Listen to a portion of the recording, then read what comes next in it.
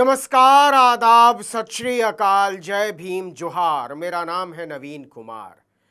क्या महाराष्ट्र के महाविकास अघाड़ी और केंद्र के इंडिया गठबंधन को लगने जा रहा है बहुत बड़ा झटका। बंगाल चुनाव के बाद भारत की राजनीति बहुत तेजी से बदल रही है। इन्हीं बदलावों के बीच शरद पवार, सुप्रिया सुले और नरेंद्र मोदी की मुलाकात की तस्वीर ने राजनीति में हलचल मचा दी है। 3 दिन के भीतर एनसीपी एसपी के नेताओं के साथ नरेंद्र मोदी की यह तीसरी मुलाकात थी। मौका भले अलग अलग रहा हो, लेकिन प्रधानमंत्री के साथ कोई भी मुलाकात गैर राजनीतिक नहीं होती, चाहे वो शादी के रिसेप्शन में ही क्यों ना हो। अगर ऐसा होता तो सुप्रिया सुले की बेटी के जिस रिसेप्शन में राहुल गांधी मौजूद थे, वहीं पर अमित शाह और नरेंद्र मोदी भी मौजूद थे, लेकिन दोनों भूले से भी आमने सामने नहीं पड़े। खैर, राजनीति पर आते हैं। जिस संसद की कार्यवाही में नरेंद्र मोदी झांकने तक नहीं आ रहे, उसी संसद में नरेंद्र मोदी से आधे घंटे तक मिलते हैं शरद पवार, उनकी बेटी सुप्रिया सुले और पार्टी के 8 सांसद। इसी के साथ खबर बाहर निकलती है कि शरद पवार भी आखिर में राघव चड्ढा और सायोनी घोष की तरह सरेंडर पवार ही निकले। एनसीपी एसपी के सभी 8 सांसदों की प्रधानमंत्री नरेंद्र मोदी से हुई मुलाकात के मतलब साधारण नहीं हो सकते। इसके साथ ही महाराष्ट्र के सियासी गलियारों में अटकलें आसमान छूने लगी। पूछा जाने लगा कि शरद पवार और बीजेपी के बीच आखिर कौन सी खिचड़ी पक रही है, और क्या शरद पवार ने अपने रिटायरमेंट प्लान की सेटिंग आखिरकार नरेंद्र मोदी की शरण में जाकर कर ली है। और नरेंद्र मोदी के साथ सेटिंग का मतलब होता है इंडिया गठबंधन की पीठ में छुरा। लेकिन जिन नरेंद्र मोदी ने अपने आप को मजबूत करने के लिए 80 के शरद पवार की पार्टी तोड़ दी, घर तोड़ दिया, झंडा छीन लिया, पार्टी का नाम तक छीन लिया, उन्हीं नरेंद्र मोदी के पैरों में जाकर गिरा मराठा क्षत्रप। आखिर इसके राजनीतिक मायने क्या हैं? चलिए समझते हैं।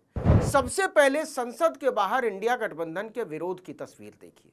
जब से संसद का सत्र शुरू हुआ है, इंडिया गठबंधन ने अमित शाह और नरेंद्र मोदी से राम मंदिर में चंदा चोरी, नीट पेपर लीक, छात्रों पर लाठीचार्ज और पेट्रोल में इथेनॉल जैसे मुद्दों को लेकर आसमान सिर पर उठा रखा है। लेकिन किसी भी तस्वीर में आपको सुप्रिया सुले नजर नहीं आएंगी। सुप्रिया सुले छोड़िए, एनसीपी का कोई सांसद नजर नहीं आएगा। उन्हें नरेंद्र मोदी या अमित शाह से कोई शिकायत ही नहीं हो। जैसे ये कमाल है कि ऐसे नाजुक मौके पर जब बुरी तरह बिखरी हुई टीएमसी तक गठबंधन के साथ मजबूती से खड़ी है, शरद पवार जैसे दिग्गज की पार्टी कोना पकड़े हुए है। और इसी दौरान शरद पवार और नरेंद्र मोदी के बीच गुल खिलने शुरू होते हैं।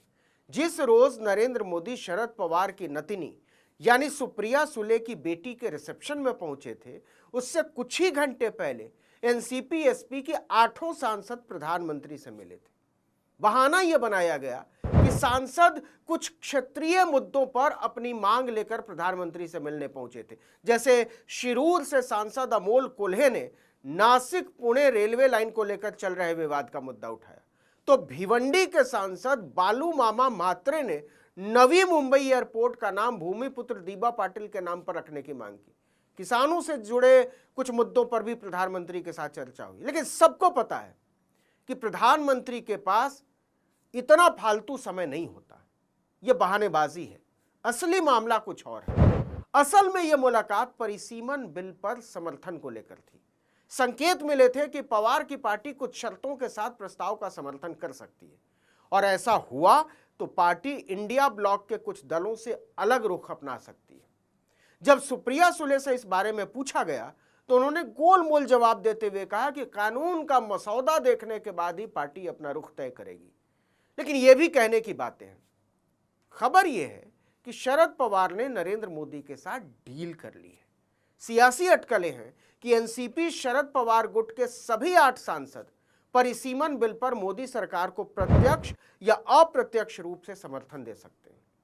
आपको याद दिला दें कि इस बैठक से पहले 22 जुलाई को भी शरद पवार और सुप्रिया सुले प्रधानमंत्री नरेंद्र मोदी से मिलने पहुंच गए थे, जबकि उस समय छात्रों पर हुए बर्बर लाठीचार्ज और लड़कियों के साथ सुरक्षा बलों की बदसलूकी को लेकर राजनीति गर्म थी और पूरा विपक्ष सड़कों पर था, देश उबल रहा था।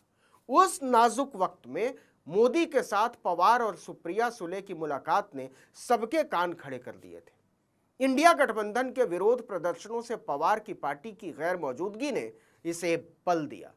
सच ये है कि इस समय जितनी जरूरत नरेंद्र मोदी को शरद पवार की है, उतनी ही जरूरत पवार को नरेंद्र मोदी की है। वो किसी भी कीमत पर गौतम अडानी को चाचा कहने वाली सुप्रिया सुले को राजनीति में स्थापित होते देखना चाहते। कम से कम इतना जुगाड़ तो हो ही जाए कि वो केंद्र सरकार में मंत्री बन जाए, और इसके लिए वो कुछ भी कीमत चुकाने को तैयार है। और सबसे बड़ी कीमत तो वो चुका भी चुके हैं, और वो है साख की। इसीलिए जब 22 जुलाई से 11 अगस्त के बीच शरद पवार सुप्रिया सुले के साथ 3 बार नरेंद्र मोदी के दरवाजे पर पहुंच जाते हैं, तो अटकलों का आसमान छूना स्वाभाविक है। एनसीपी एसपी वैसे भी एक नाजुक मोड़ से गुजर रही है।